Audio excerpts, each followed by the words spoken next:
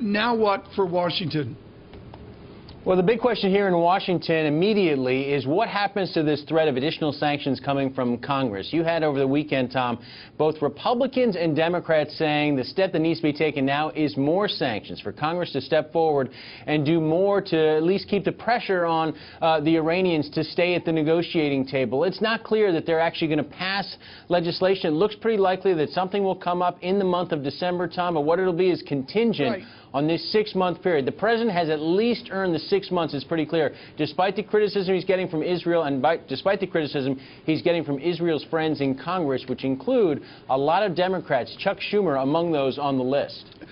Give me Civics 101 here, Peter. Can Congress block this deal?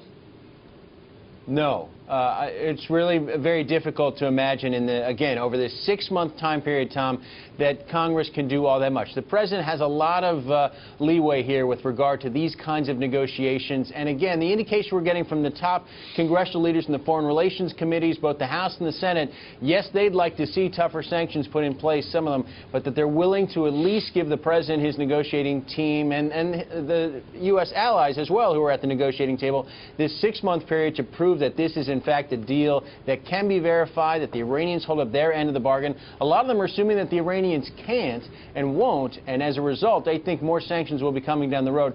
The question in their mind is, can they be reconstituted? The easing of the curbs that are now being put on the table as a result of this deal, can they reimpose those quickly if indeed this deal blows up? That's what a lot of people here are suspecting will happen, but right now they're going to give the president at least 6 months' time. Okay, so we've covered domestic critics. What about international critics? We know that Israel is very much opposed to this historic agreement. Is the onus on the president specifically to talk down Israel, or will other countries chime in as well? I think he's going to, I mean, the challenge with trying to negotiate and to bring Benjamin Netanyahu along already, probably the biggest challenge for this president. They spoke yesterday. We had a readout, at least from the American side, on how things went there. That is a huge challenge, but you've also got other countries in the region not happy with this deal as well. Yeah. Saudi Arabia is another U.S. ally. It's got real questions about Iran's motives going forward and what this means for the entire, basically the situation in that part of the world, how this changes going forward if Iran, if the pressure on Iran is eased up by the United States and other allies.